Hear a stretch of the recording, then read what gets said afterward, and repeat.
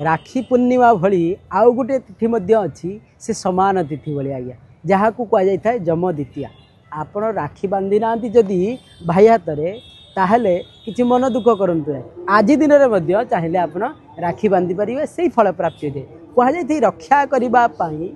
जमंकर संपूर्ण भाव जो आशीर्वाद क्या जमुना को मिलता यही कथा जो आसी था जम द्वितीया भाई द्वितीया बोली कहुए भातृ द्वितीया कहुए अनेक कथा आसी था पुराण रे शास्त्र रे वर्णना करा जाइछि जे कि कौन कर राखी बांधिबा भौणीटीए भाई घर को आसी था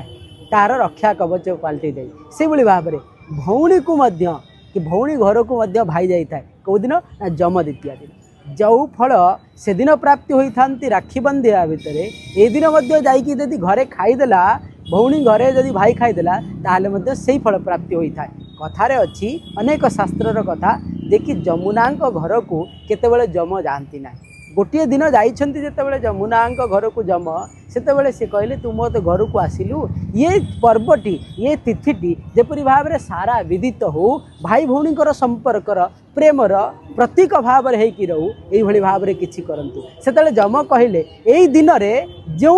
भाई ता भौणी घर को जीव ता हाथ रू किसी परसा खाईदेव ता हाथ रू जदि किसी बांधिदेला हाथ में ताहले कौन हो संपूर्ण भाव में तार जम जंत्रणा कटिज से जमपुर को जीव ना से ये श्रीक्षेत्र में अच्छा जम्बेश्वर सेठारे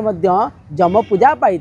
आउ कथा अच्छी जम्बेश्वर दर्शन आउ कथा आउ रही जे कि भौणीकर पाखक जीवार कथा ये दुईटी जाक करा श्रीक्षेत्र में आपण मैंने जदि जम द्वितीया को पालन करुँचे निश्चित भाव में जम जंत्रणा कटि जाए ये जम द्वितीया को पालन कले किसी करने को नहीं जप तप किसी करने पड़े कौन करेंगे ना केवल भौणी घर को जीवे से जहाँ बाढ़ीदेव आपड़ ताहा खाईदेवे देखिए जम जंत्रणा कटिज ये जम द्वितीया। जय जगन्नाथ।